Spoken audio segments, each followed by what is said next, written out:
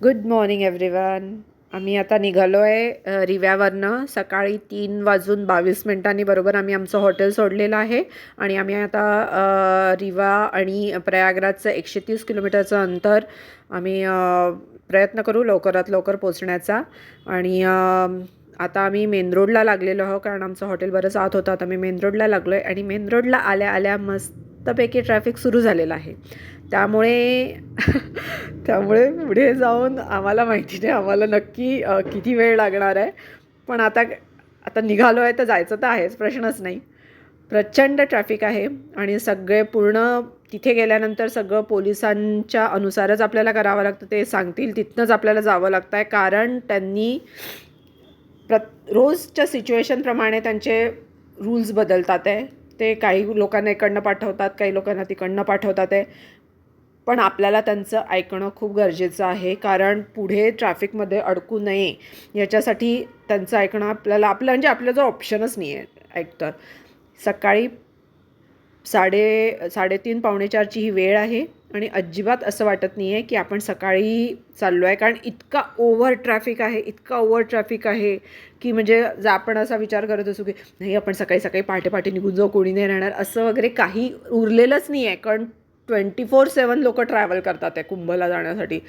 त्यामुळे तुम्ही कुठल्याही वेळेस जा, रिवा टू प्रयाग तुम्हाला ट्रॅफिक मिळणार हे डोक्यात ठेवूनच चला. कमी जास्ती प्रमाणात का होईना पण ट्रॅफिक लागणारच आहे आणि 2 तासाचं जे अंतर आहे त्याच्यासाठी तुम्हाला 4 ते 5 तास मिनिमम द्यावे लागतील. हे तुम्ही डोक्यात ठेवूनच तेवढी मानसिकता करून खरंच निघा, तेव्हाच तुम्ही व्यवस्थित पोचाल तिथपर्यंत. आम्ही थोडं रिव्याच्या पुढे म्हणजे रिव्यातच आम्ही थोडं पुढे गेल्यानंतर एका ठिकाणी पेट्रोल भरलं जरा, कारण इथे त्यातल्या त्यात थोडी कमी गर्दी होती. नाहीतर पंपावर तुम्हाला 30-40 गाड्या तर नक्कीच मिळतात आहे. लाईन लंबी आहे, पण इथे जरा कमी गर्दी होती त्यामुळे आम्ही इथे आमची पुन्हा टंकी फुल करून घेतली आणि आम्ही निघालो. हा आम्हाला तिथे पहिला टोल लागला आहे आणि टोलवर तर खूपच छान मस्त सिच्युएशन आहे, पण आता त्याला काही ऑप्शन नाही आहे. तर आता आम्ही पुढे निघालो आहे. पहिला टोल क्रॉस केला आम्ही आजचा आमचा आणि आम्ही निघालो आहे आणि प्रचंड गाड्या आहेत समोर, प्रचंड गाड्या आहेत. आणि गाड्या म्हणजे असं नाही आहे की 1-2 लाईनी, 2-3-4 लाईनी. लोक रॉंग साईडनी येतात आहे, रॉंग साईडनी सुद्धा गाड्यांची लाईन आहे. लिटरली लोक विचारच, जिथे जागा मिळतात ते तिथनं लोक घुसतात आहे लिटरली आणि जातात आहे पुढे. त्यामुळे तुम्ही तेवढी तयारी करून चला की खूप हे इथे आम्ही फसलो आहे, पुन्हा फसलो आम्ही इथे. आणि आजूबाजूला भरपूर गाड्या आहेत आमच्या, म्हणजे असं मुंगीच्या पावलांनी छान आम्ही समोर चाललो आहे आरामात आपलं. आणि हे रॉंग साईडला पण तुम्ही बघताय की रॉंग साईडला सुद्धा लोक गाड्या घेऊन चालले आहेत. त्यामुळे कसं होतं आहे की प्रयागवरनं येणाऱ्या गाड्यांनाही इश्यू येऊन राहिला आहे आणि म्हणजे सगळंच पूर्ण ओव्हरऑल ट्रॅफिक जाम त्याच्याचमुळे होतो आहे की एवढ्या सकाळी तुम्ही विचार केला की आपण तिथनं निघून जाऊ, तर ते तसं नाही आहे. तुम्ही तिथेही फसताच आहेत. बिचारे ते येणारेही लोक फसून राहिले कारण सगळे उलट्या साईडनी पण चालले आहे. तुम्हाला व्हिडिओमध्ये दिसतंच आहे क्लिअर कट की लोक कसे चालले आहेत. पण प्लीज असं करू नका कारण कसं आहे त्याने इतका इन्कन्व्हिनियन्स होतो आहे ना की तुम्हाला जी गोष्ट तुम्ही आरामात करू शकता व्यवस्थित ते तुम्हाला होत नाही आहे तुमच्याच्याने.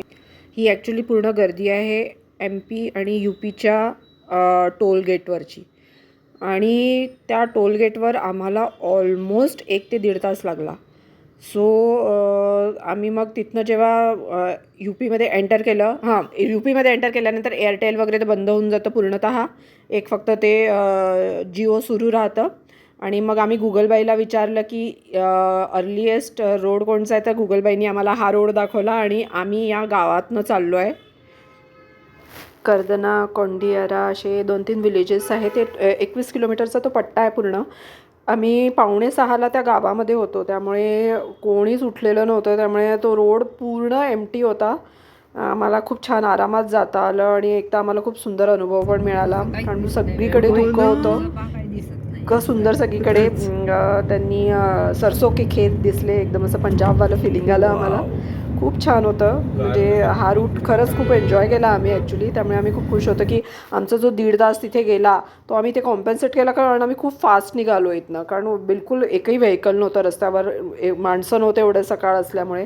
पण जसं आम्ही त्या विलेजच्या बाहेर पडलो म्हणजे आम्ही लागलो मिर्झापूर रोडला आणि मिर्झापूर रोडला लागल्याबरोबर विदिन अ फ्यू सेकंद पुन्हा ट्रॅफिक सुरू झाला. इतका वेड्यासारखा ट्रॅफिक की पुन्हा आम्ही त्या ट्रॅफिकमध्ये अर्धा पाऊण तास फसलो. हे आम्ही आता या गेटजवळ आलेले शंकराचं हे म्हणजे तिथे एंट्री जे द्वार आहे तिथनं एंट्री घेतली आम्ही आतमध्ये आणि पुढे निघालो.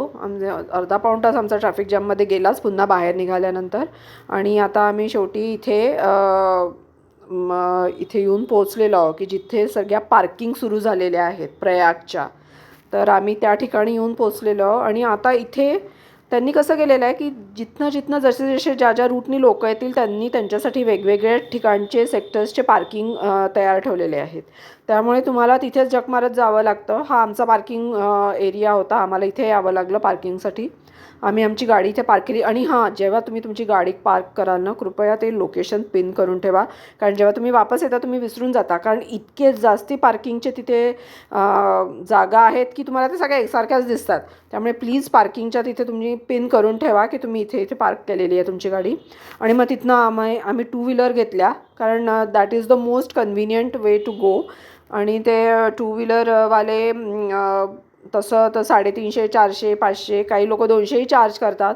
पण आता आम्ही सिंगल लेडीज बसलो तर आम्हाला 350 चार्ज केले त्यांनी. आणि मग आम्ही अरियल घाटाच्या कडे निघालो आहे आता या गावातून. आणि ऑलमोस्ट एक 8-9 किलोमीटरचं अंतर आहे. त्यामुळे तुम्हाला व्हेकल घेतल्याशिवाय तर काही ऑप्शन नाही आहे. म्हणजे 2 व्हीलर्स इज मोस्ट कन्व्हिनियंट. कारण पुन्हा पुढे जाऊन ट्रॅफिक लागणार हे तर पक्का. आणि बघताच तुम्ही खूप हॉरिबल ट्रॅफिक आहे तिथे. एक तर फक्त ई रिक्षा आणि 2 व्हीलर्स एवढंच जातं.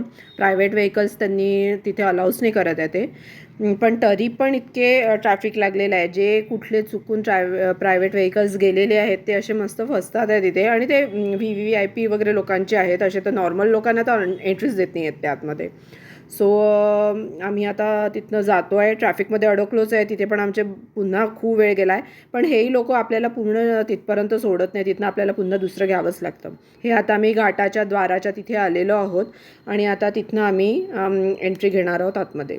संगम हा आमचा आहे एक आम्ही ठेवलेला आहे की नाही आम्हाला संगमावर जाऊनच आंघोळ करायची आहे. पण आता बघू पुढे जाऊन तिथे कशी सिच्युएशन राहते.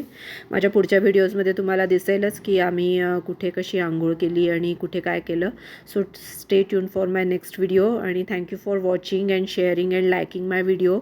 I am really very happy की मी तुमच्यापर्यंत हे सगळं पोचवते. थँक्यू.